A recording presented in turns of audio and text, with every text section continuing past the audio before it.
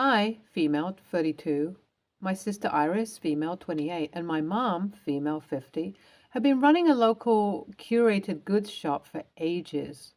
My mom started it 20 years ago after my dad passed away. She used a significant chunk of our family savings and bet on the business becoming a success. It did. And as soon as I was 18, I also began to work there to keep the family legacy going. In much the same way, Iris joined 10 years ago as soon as she turned 18. It wouldn't be an exaggeration to call this business a fourth family member for us. It allows smaller artisans to sell all their stuff in one marketplace, and that's kind of the main reason we've survived and thrived for so long. The people of our hometown know us, and the bonds we build created a lot of customers. The artisans also never sell their products anywhere else.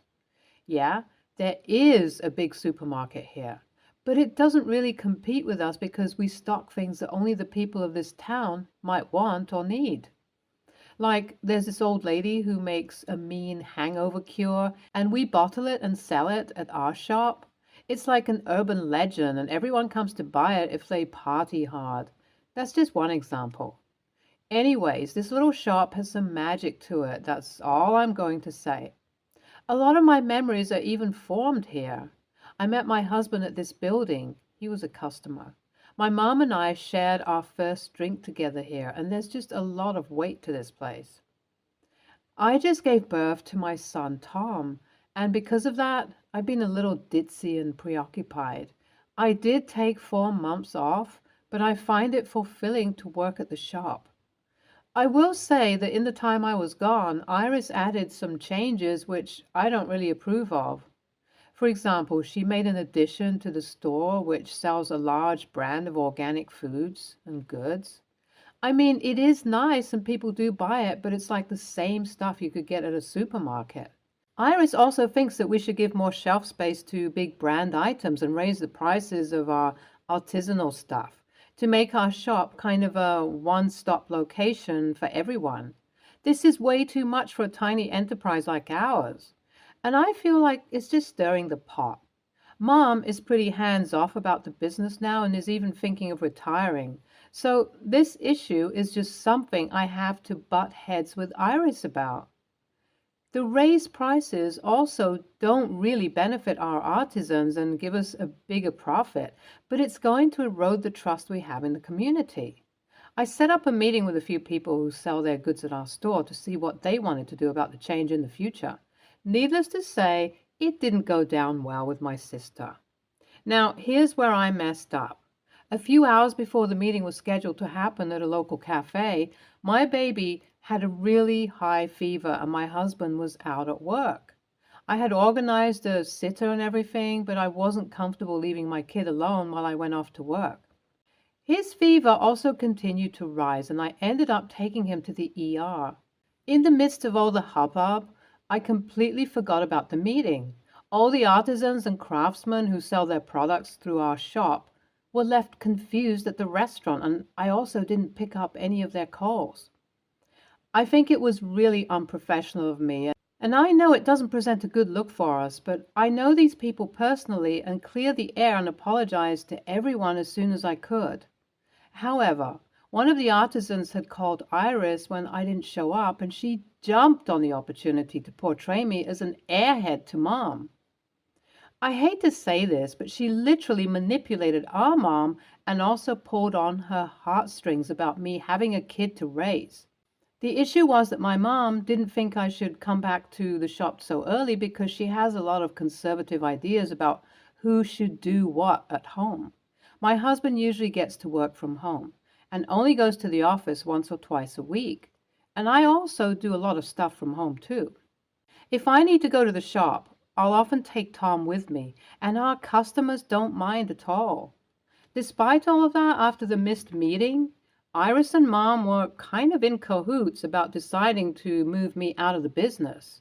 Legally, everything was still in Mom's name, so I was worried about the outcome of Iris's scummy behavior. And as I guessed, I had every right to be.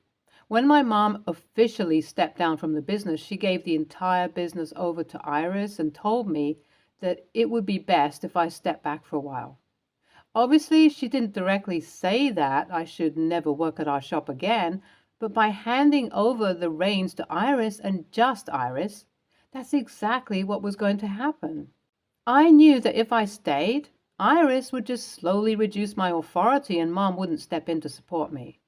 So I made the call, as painful as it was, to stop working at the family shop and just become a homemaker. I gave up, basically. The next few months were quite painful as I watched our business drastically change from afar. Before, it used to be a place for the town to get specialized stuff, but it was slowly growing into like a Whole Foods in everything but name. The people who lived in our town and made products to sell at our store slowly shifted to selling online because Iris didn't prioritize them, and eventually foot traffic came to a halt. However, I did settle into keeping myself busy at home, and I will admit that my bond with Tom was gotten stronger. I like my new rhythm and don't feel as bad as I used to about not being able to run the shop together with my family. I still try to not talk business at family gatherings because it was still a touchy subject. And Iris and I became quite low contact after she took over the business. But I was still surprised to get a call from Mom where she wanted me to meet with her to talk about the shop. I went over to meet her and she immediately sat me down and said, "OP, your sister has royally messed up the whole business." And I know this sounds douchey, but I responded with, "Yeah, I know." While Mom had left the shop in Iris's hands, she still assumed that it would keep the same energy that had kept it running all these years. But since my sister became a trend chaser and spent more on making the store look good as opposed to having useful stuff on the shelves, she also doesn't listen to my mom's advice and told her that she's looking to sell the property to some big conglomerate. Who knows whether our shop will be there in a few months? It'll obviously make a lot of money through the sale, but that's not the point. After we were done, my mom asked me if there was anything I could do. Now, I had no idea what she meant by this because legally there wasn't. Instead, we could perhaps provide a united front and convince Iris to make changes together. While the latter seems like a decent option, I couldn't commit right away because I was still angry at my mom for giving the business over to Iris. I told her that I would need to think about it, and it clearly upset her. When I got home and told my husband about it, he did reassure me and said that it would be okay if I chose not to take part in her plan to get the business back. But at the same time, I need to understand that my mom was manipulated by Iris too. I don't think that was a reasonable enough justification. But he says that it's clear from the fact that she called me that she understands what she did was wrong. WIBTA if I don't get involved with the business's future now? It would hurt to see something so important to me die, but I feel like I'm being used if I go back in there. Update 1. My mom called me in the morning after I made this post. I didn't realize this, but one of my younger cousins is on Reddit and he saw this post and ended up putting two and two together. My mom got to know, and she didn't even know the full story about the missed meeting. Even though I had a medical emergency at home, Iris stretched the truth to make it seem like I used my son's health as an excuse to get out of the meeting. I was so shocked at what my sister had done, and I really went off on my mom for never bothering to fact check with me.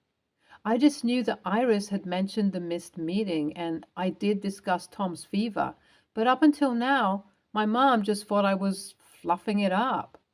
I was really angry, but my mom said, "Please, OP, I don't want to lose both my daughters. I stood for your sister and she went against everything we built. Now, I don't want to lose touch with you, too." And that softened me a little. I'm still very angry at her for not listening to my point of view when Iris started bitching about me, but what's done is done. Right now, let's try and figure out a way to save the shop. Update 2. I can't believe I'm saying this, but Iris already sold the property to someone. She did it without telling either me or Mom and announced it through a group video call. Both of us were so angry at her, and it escalated more and more until I got overwhelmed and just cut the call. My mom called me a few hours later and said that she was beyond disappointed in Iris. They're not speaking right now, and I'm also not going to bother keeping in touch with my sister. It's become clear that money means more to her than anything else. We can't do anything about the shop now, but my mom and I really want to figure out an avenue for people to sell their stuff in this town, and I think making an online version of our store might be the best bet. Update 3. Picking up from the last update, I was right. I spoke to a few people who worked with us before, and they said maintaining and running Shopify sites was tough for them. A lot of them aren't that tech savvy, so I floated the idea of us running the logistics for them while they focus on making their products. This went down really well, and our new business is doing amazing thanks to the word of mouth positivity that spread. It's got the same energy that was there in our shop, just with a modern touch. My mom and I are quite happy, and well, Iris may have made some bank, but she's also been cut off from us, and that's how it's going to stay. NTA, but it feels like a tough call. Your mom acted rashly by signing the business over to your sister, but I think you need to put your differences aside because it's clear this business means a lot to both of you.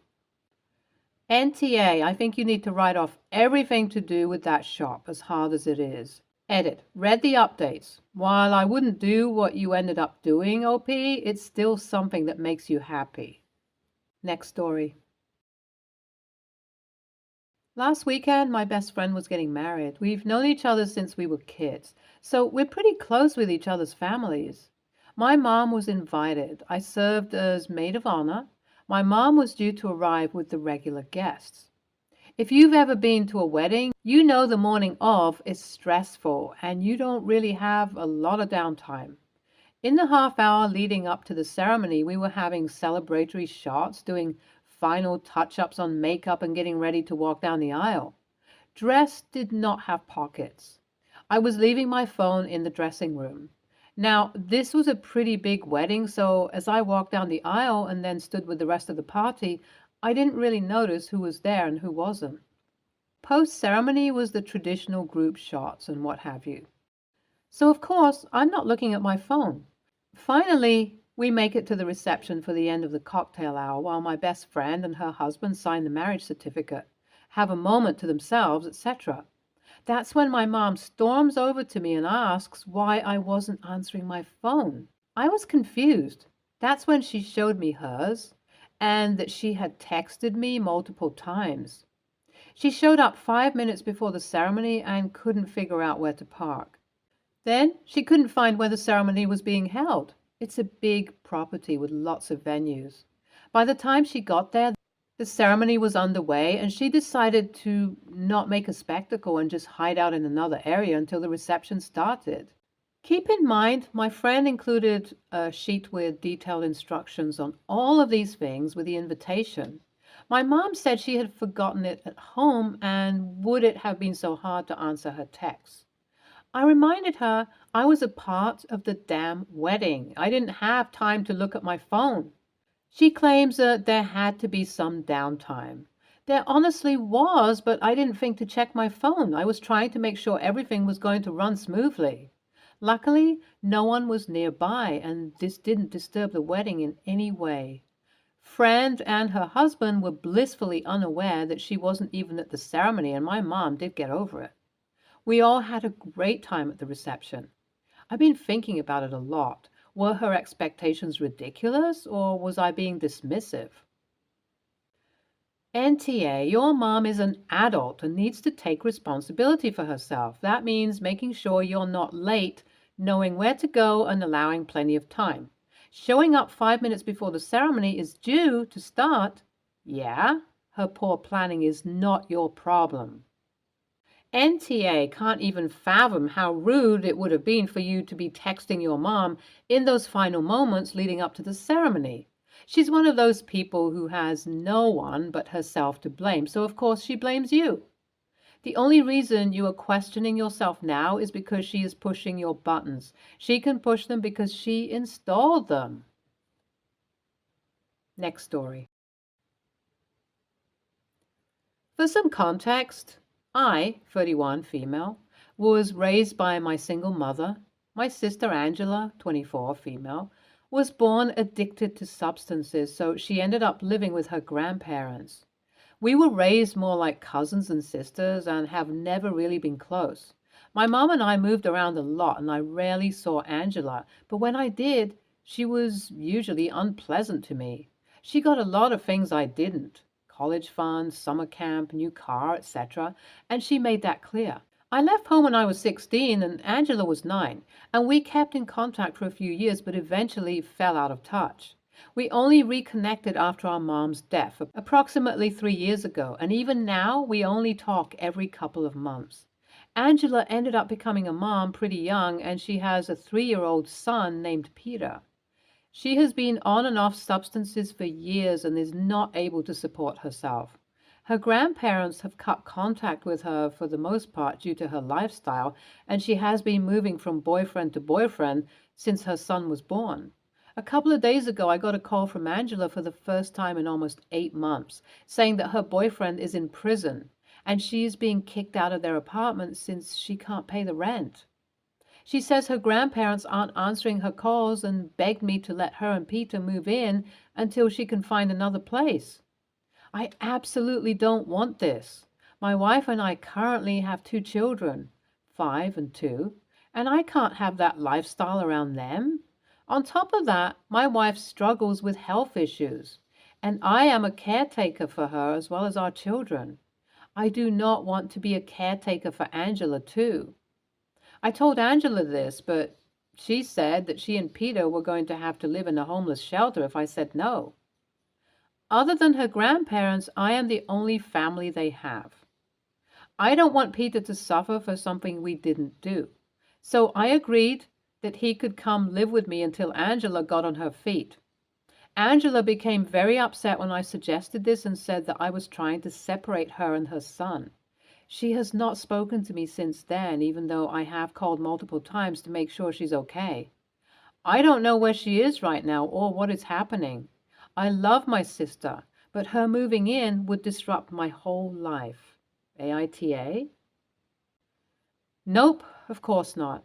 You don't have to take in anyone you don't want to, family or not. If that person is an addict, that's just another good reason not to want her around your young family. Your life is important. She's ruined hers. She doesn't have a right to ruin yours just because she's family. You did the good thing and offered to take her vulnerable, blameless son. NTA. NTA. This is a very tough situation and you are making a generous offer to ensure Peter has a stable home. Many people wouldn't even be willing to do that. Your first job is to protect your children, and Angela has not proven herself to be a safe person to have around them. Your offer to protect her son from homelessness and from her lifestyle is incredible. I hope you continue to keep an eye out for him, even if she declines your help right now. You may be able to find outside resources involved to intervene in Peter's situation. At only 3, there's still time to make sure he doesn't follow your sister down this road. She would be mad, but that little boy needs help. Send you all the good thoughts. I don't think it's easy, but I'm thankful there are people like you out there. NTA, giving your nephew some true stability and consistent care is a huge undertaking, and I applaud you for suggesting this to your sister. As for your sister, she needs a serious wake-up call regarding her lifestyle choices. I would tell her flat out that she needs to quit the drugs and learn how to be an adult before you become a real part of her life. IMO, she's not reading the situation she's in incorrectly and doesn't understand how close she is to losing her child to CPS. Talk to her as if you were her mother. You are her older sister, so you would be correct in taking this tone. Substance abuse is brutal, and your nephew's early life continues to be brutal. Is he in school yet? All of this moving from one unsure situation to another must be tough. Stay tuned for more stories from Our Girl Relationships.